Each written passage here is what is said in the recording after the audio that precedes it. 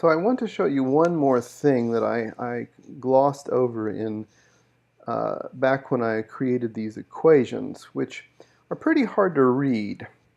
If you look at this and you say, what did I calculate? Well, what is, $G, $7? Oh, okay, it's this cell over here as a parameter, C0. What is, $G, $6? It's this cell. That's not the most transparent way to type an equation. You might like it to look a little more like that. And you can accomplish this by giving these cells names.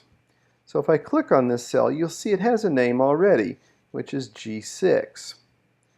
And I would like to call that cell Q. So I'm just going to highlight that and type Shift, capital Q in there and then return. And now that cell is called Q forever after. I'm going to call this one C0. Same thing, capital C0, hit return. And now forever after, you'll see that cell is called C0. And this one I likewise want to call V.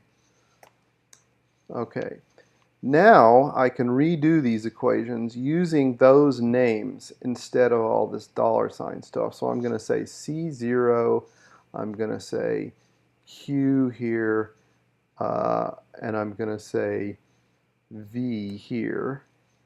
Okay, and then I can copy that and paste it in here. And whoops.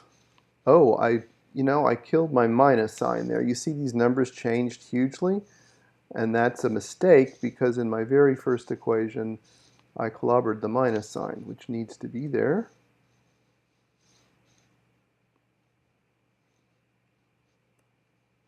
And now it's fixed.